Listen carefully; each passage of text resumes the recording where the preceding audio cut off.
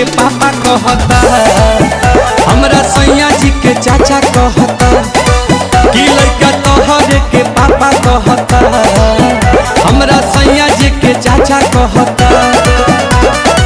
ओही दिन से खोजता ते रोवता चिल्ला के, ओही दिन से खोजता ते रोवता चिल्ला के।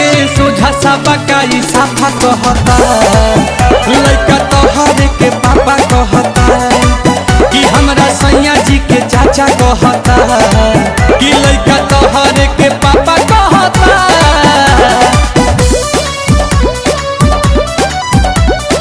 Music by Priyanshu Singh.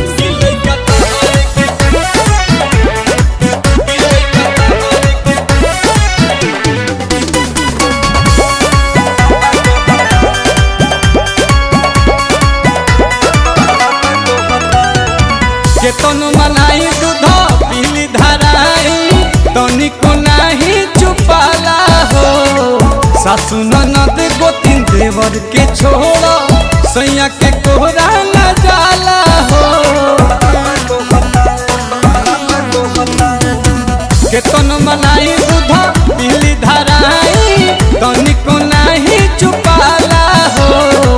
सासु ननद गोतिन देवर के छोड़ा सैयों के कोरा न जाला हो। रही जात मन हमर भीतरे लजा के, अपने देरी में कातू गइला सिखा के। खाए के गोलगप्पा कहता, लड़का तोहरे के पापा कहता कि हमरा सैया जी के चाचा कहता, लड़का तोहरे के पापा कहता।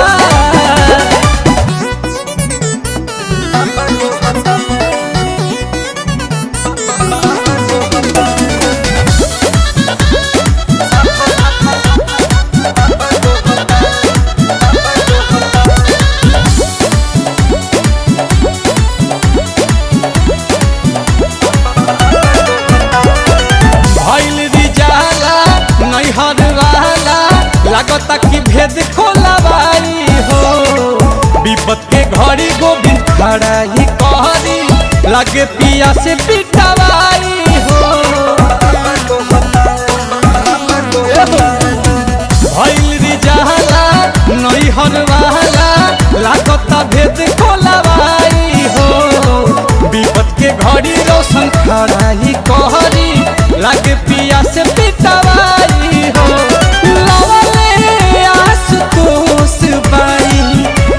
गजबे के धान सुनाते पताई जला, नीलकमल के गाना हमरा इज्जत पथा पर रहता।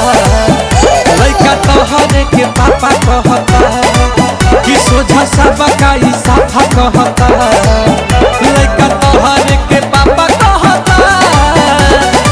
ओही दिन से खोजता ते रोवता चिल्ला के, ओही दिन से खोजता ते रोवता चिल्ला के।